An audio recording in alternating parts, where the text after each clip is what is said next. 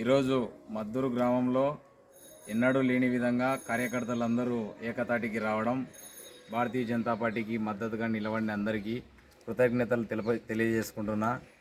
అదేవిధంగా గ్రామ సమస్యలకై ఖచ్చితంగా మండల నాయకుడు మురళీమోహన్ గారు, అదేవిధంగా గ్రామంలో నేను, హేమచంద్ర, ఆవులయ్య తదితర నాయకులం అందరం కలిసి ఖచ్చితంగా గ్రామ సమస్యలపై పోరాటం చేస్తామని మీ అందరికీ కూడా తెలియజేస్తున్నాను. రాబోయే రోజుల్లో గ్రామాన్ని ఒక ఉన్నత గ్రామంగా తీర్చిదిద్దేందుకు ఖచ్చితంగా కృషి చేస్తామని ఈ సందర్భంగా పై స్థాయి నాయకులతో కలిసి గ్రామానికి రావాల్సినటువంటి నిధులు కానీ ఏదైనా వేరే సంబంధించిన శాఖలలో ఏమైనా అవసరాలు ఉంటే దాన్ని కూడా ఖచ్చితంగా తీరుస్తామని తెలియజేస్తున్నాను.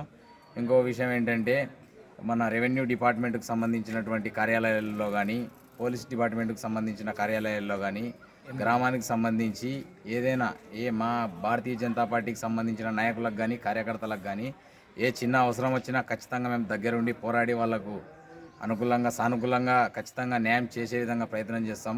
ఒకవేళ మాతో చేత కాని ఎడల మా జిల్లా స్థాయి నాయకులతో కలిసి దానికి సంబంధించిన నాయకులను పిలిపించి ఇక్కడ మాట్లాడిస్తాం.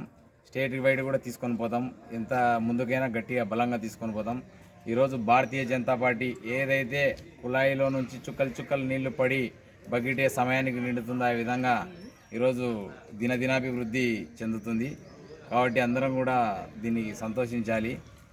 మన నరేంద్ర మోడీ నాయకత్వంలో ఖచ్చితంగా చాలా గ్రామాల్లో అభివృద్ధి కార్యక్రమాలు జరుగుతున్నాయి. అవి ఇలాగే కొనసాగుతాయని చాలా నమ్మకంగా తెలియజేస్తున్నాను.